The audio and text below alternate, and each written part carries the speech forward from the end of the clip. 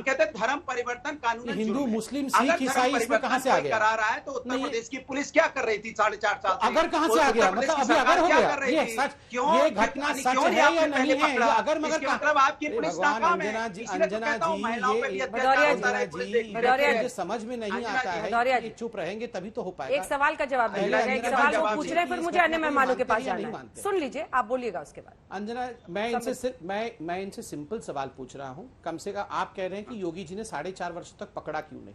आप मानते हैं ना 4.5 वर्षों तक इस प्रकार का एक रैकेट चल रहा था, या उससे पहले भी एक रैकेट चल रहा था जिसमें बेचारे मजबूर जो हिंदू हैं, महिलाओं को रेप करके, बच्चियों के साथ छेड़खानी करके और मूक बधिरों को यहाँ पर हिंदू धर्म से डरा करके इस्लाम में कन्वर्ट किया जा रहा था? ऐसा रैकेट था ना? ठीक है, भदौरिया जी जवाब दें। अच्छा, इनसे पूछिए सरकार इनकी है। 20 तारीख को हरदोई में एक नाबालिग दलित बच्ची के साथ प्रश्न नहीं होता है तो उसका जिम्मेदार कौन है? 21 तारीख को मथुरा में एक महिला के साथ गैंग रेप होता है, उसके जिम्मेदार कौन है? 22 तारीख को बहराइच में एक महिला के साथ, नाबालिग एक बच्ची के साथ रेप होता है, कौन है जिम्मेदार? और ये कहां जा रहे हैं? किसी भी जात धर्म की महिला के साथ मुझे तो शक है, मुझे तो कभी-कभी शक होता है कि उसका जिम्मेदार कौन है? कहीं कन्वर्ट तो नहीं कर दिया? उसने कहा था कि एक यादव को मैंने कन्वर्ट कर दिया है, नहीं मानते हिंदू, उसका नाम क्या था? मोहम्मद उस्मान। कहीं ये मोहम्मद उस्मान तो नहीं है अनुराग भदौरिया? बहराइच की बच्ची को मुझे तो शक हो रहा है बिल्कुल। हाथरस की बच्ची को उत्तर प्रदेश का नहीं मानते, मुझे शक हो रहा है अनुराग जी। अंजना जी, मुझे शक है कहीं ये भी चुपके से कन्वर्ट तो नहीं हो गए?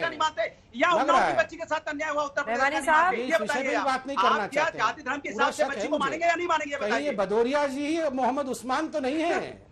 अरे मैं आपको जवाब दे रहा हूं, इसलिए आपको आईना खोल रहा हूं। मैंने बहराइच की बच्ची का नाम लिया, मथुरा की बच्ची का नाम लिया, मत खोलो, आईना दिखाया जाता है। रहमानी साहब को दिखाइए जरा, तस्लीम अहमद रहमानी। कितनी बच्चियों का नाम लिया उसके? अब भी आपकी आंखों में जाकिर नाइक महान है, अब भी जाकिर नाइक को डिफेंड करेंगे आप? इस तरह के तार मिल रहे हैं और इस तरह से लोगों को जबरन धर्म परिवर्तन किससे सुने आपने? आप सोचिए कि मूक बधिर जो बच्चे थे उनको पहले टारगेट करके खोजते थे, फिर मजबूरी का फायदा उठा के धर्म परिवर्तन कराते थे। मैं सुबह से आपका ये वीडियो देख रहा हूं जो आपने अभी अभी दिखाया है। एक लफ्ज गैर कानूनी उस वीडियो में नहीं है।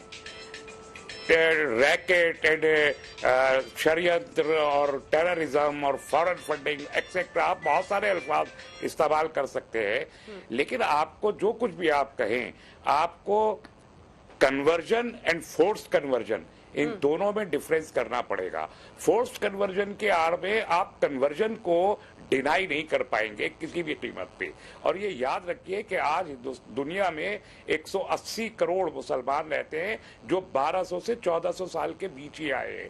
तो ये एक प्रोसेस है जो चल रहा है, जो चलता रहेगा, लेकिन फोर्स नहीं हो सकता, ना फोर्स था, ना है और ना होगा। अगर होता तो जो गैंगस्टर एक्ट और एनएसए लगाने की, कल यूपी के मुख्यमंत्री 6 महीने और रहेंगे, अभी उससे ज्यादा का वक्त नहीं बचा है, उनके पास गैंगस्टर एक्ट न लगाते, इसलिए कि मालूम है कि अदालत में जब जाएगा। एक सेकंड, मेरे एक सवाल का फिर जवाब दीजिए तस्लीम अहमद रहमानी, फिर मेरे एक सवाल का जवाब दीजिए। मूक बधिरों को, महिलाओं को, गरीबों को क्यों टारगेट किया जा रहा था?